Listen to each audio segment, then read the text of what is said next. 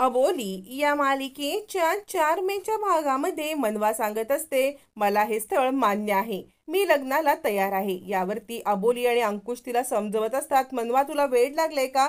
का वेड्यासारखं तू काहीतरी करतेस? यावरती मनवा म्हणते, नाही, मला हे लग्न मान्य आहे। भावना म्हणते, तिला हे लग्न मान्य असेल तर तुम्ही या सगळ्यामध्ये अडकाठी करण्याचं कामच काय?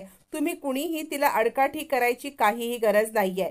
यावरती अबोली म्हणते, तुम्ही गप्प बसा। तितक्यात तिथे इन्स्पेक्टर येतात आणि इन्स्पेक्टर म्हणतात, ती सज्ञान आहे, तिची 18 वर्ष पूर्ण झालेली आहेत, तिला कुणासोबत लग्न करायचं आहे याचा अधिकार तिला पूर्णपणे आहे। तोपर्यंत भावना तिला हळद कुंकू लावून आता मात्र पूर्णपणे आपली आता सवत म्हणून स्वीकार करत असते। तोपर्यंत इन्स्पेक्टरला अंकुश म्हणतो, हे बघा, मला सगळं समजतं, तुम्ही मला सांगू नका, पण प्रतापरावांचं ऑलरेडी एक लग्न झालेलं आहे आणि ते लग्न झाल्यावर तिथे कायद्याच्या दृष्टीने दुसरं लग्न कसं करू शकतात? यावरती इन्स्पेक्टर म्हणतात, त्या सगळ्याचं आम्हाला सगळं माहिती आहे, म्हणजे तुम्ही या सगळ्यामध्ये पडू नका, कारण या सगळ्यामध्ये इकडे प्रमिला आणि भावना या दोघींनी प्रतापरावांना डिवोर्स दिलेला आहे।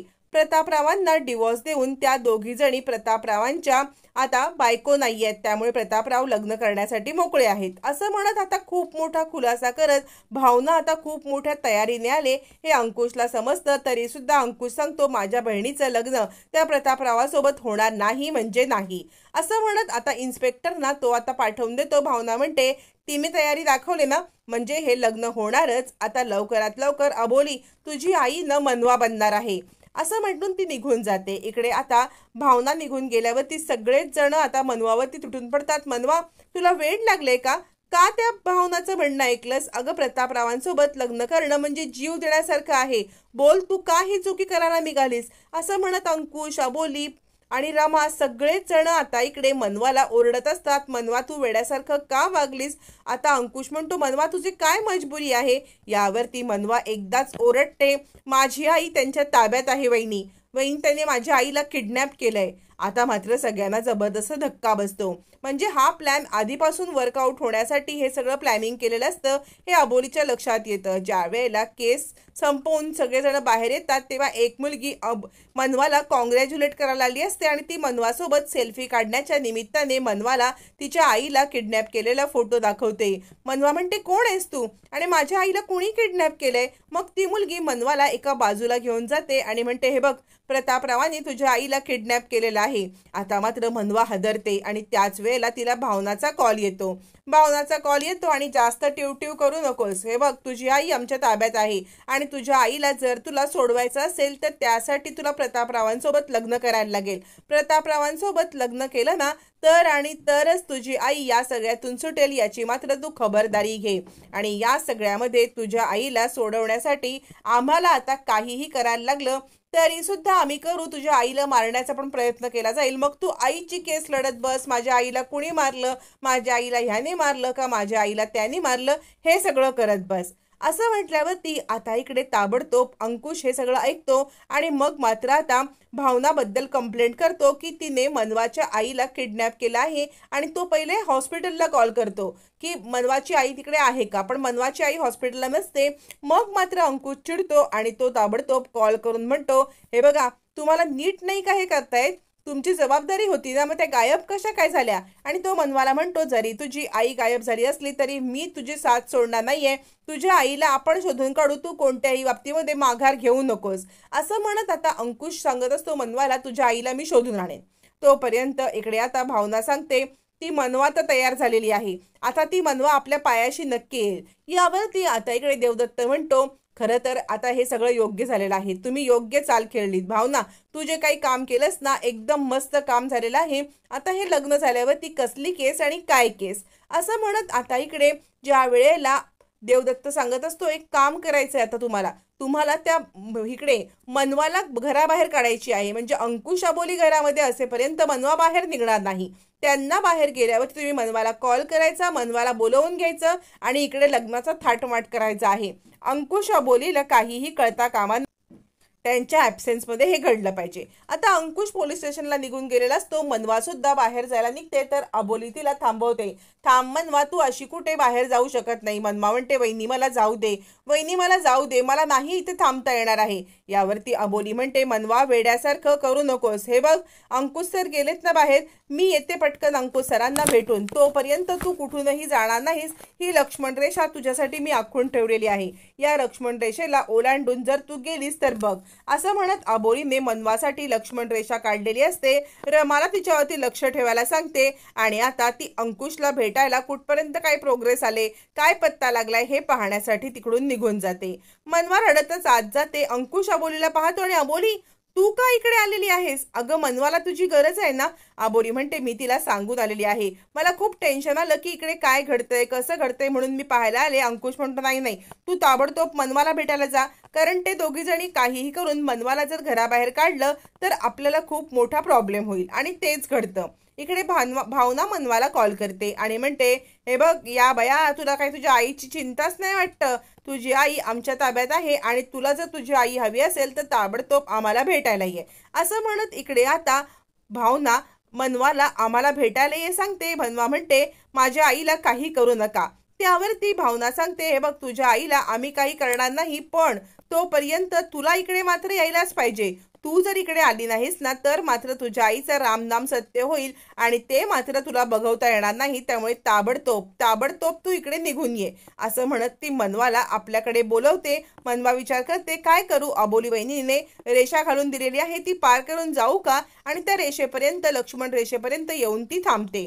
लक्ष्मण रेषेपर्यंत येऊन थांबल्यावरती मग मात्र ती विचार करत असताना तिकडे आता रमा येते. रमा म्हणते हे बघ तू जाऊ नकोस इकडून, तुला अबोलीने सांगितलेलं आहे ना, अबोलीने तुला सांगितलेलं आहे की तू इकडून लक्ष्मण रेषा पार करून जाऊ शकत नाहीस. यावरती मनवा म्हणते पण त्यांनी माझ्या आईला किडनॅप केलंय, माझ्या आईला त्यांनी किडनॅप केलंय आणि ते माझ्या आईचं काहीही करू शकतात, मला काकी जाऊ दे. त्यावरती आता मात्र रमा हे सगळं ऐकायला तयार नसते. रमा सांगते अबोली येऊ दे, त्यानंतर तू काय करायचं ते कर. पण इकडे मनवा ऐकायला तयार नसते. मनवा ऐकत नसते. प्रमा तिला थांबवत असते. तितक्यात तिथे धावत पळत येते ती म्हणजे नीता. नीता म्हणते का तू तिला का थांबवत आहेस, जाऊ दे तिला. यावरती रमा सांगते हे बघ हा आमचा घरचा मॅटर आहे, या मॅटरमध्ये तू नाही पडशील ना तर बरं आहे. पण इकडे नीता मुद्दाम रमाला धरून ठेवते आणि मनवाला पळून जाण्यामध्ये मदत करते. आणि आता रमाचा हात धरल्यामुळे रमा काहीच करू शकत नाही. मनवा पळून गेलेली असते. तोपर्यंत अबोली इकडे फोनवरती बोलत असते आणि क्रिसला सांगत असते काही पत्ता लागला का मनवाच्या आईचा. क्रिस सांगत असतो नाही अबोली, अगं मनवाच्या आईचा काहीच पत्ता लागत नाहीये. तोपर्यंत अंकुश पण इकडे सगळीकडे पत्ता लावत असतो की कुठे काय क्लू सापडतोय का, कुठे काय मिळतंय का, पण कुठेच मनवाच्या आईचा पत्ता लागत नसतो. उलट पक्षी मनवा सुद्धा आता घराबाहेर पडलेली असते. मनवा घराबाहेर पडलेली असताना प्रतापरावांचे गुंड आता मनवाला किडनॅप करून गाडीमध्ये टाकतात आणि तिला त्यांच्याकडे घेऊन जातात. तोपर्यंत इकडे आता अंकुश विचार करत असतो कसं करायचं, मनवाच्या आईचा शोध तरी कसा घ्यायचा, मनवाच्या आईला शोधायचं कुठे, कुठे या लोकांनी तिला किडनॅप करून ठेवलं असेल हे काही त्याला कळत नसतं. तोपर्यंत इकडे आता रमाचा कॉल येतो आणि रमा सांगते अगं अबोली इकडे खूप मोठा प्रॉब्लेम झालेला आहे, म्हणजे मनवाला प्रमिलाचा फोन आला होता आणि ती लगेचच घर सोडून निघून गेलेली आहे. अबोली म्हणते काय आई. यावरती अंकुश म्हणतो काय झालं. अबोली म्हणते मनवा घर सोडून गेले, बहुतेक तिला भावनाकडे गेली असेल, त्यांचा काहीतरी डाव असेल. आता तोपर्यंत इकडे आता मनवा आलेली असते. मनवा आल्यावरती लगेचच प्रमिला आणि भावना तिकडे असतात. भावना म्हणते आलीस, बरं झालं, लग्नाची सगळी तयारी करायची आहे. यावरती मग मात्र देवदत्त म्हणतो कसं आहे ना, तुझं लग्न होईल अशी तू तरी कधी कल्पना केली असशील का, तू कधीतरी अशी कल्पना केली असशील की मी लग्न करेन, सन्मानाने जीवन जगेन, तुला हा चान्स मिळतोय, नाही तर गटारामध्ये कोण तोंड घालणार आहे. मग मनवा चिडते आणि म्हणते म्हणजे प्रतापरावांनी गटारामध्ये तोंड घातलं होतं का.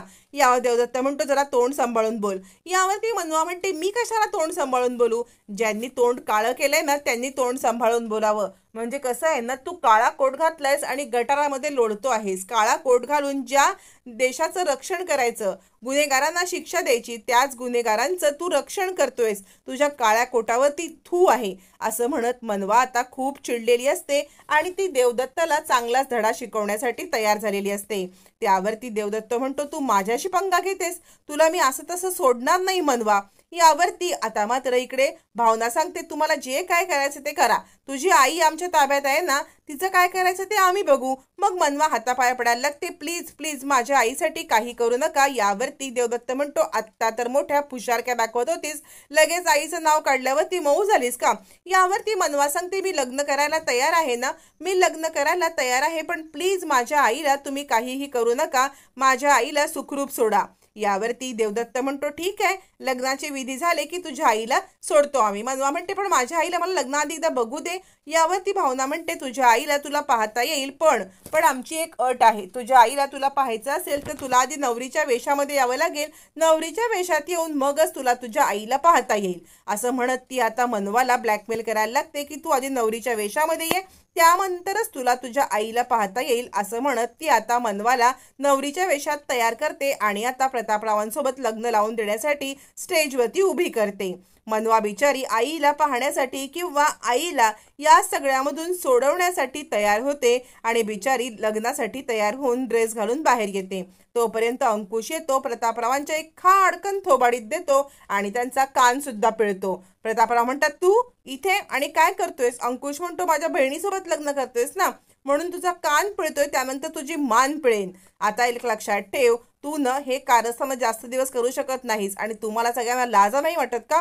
बापाच्या वयाच्या मुलीचं म्हणजे लग्न लावून देत तुम्हाला लाज नाही वाटत? असं म्हणत अंकुश चिडतो, प्रतापरावांना धो धो धुतो। तितक्यात अबोली येते आणि एक थोबाडीत देते। बाप म्हणाला, मला तुला लाज वाटते, लाज? आज जे काही नीच कृत्य तू करतो आहेस ना, या नीच कृत्यांना तुझ्या माफी नाही असं म्हणत अबोली पण त्याच्या एक थोबाडीत देते।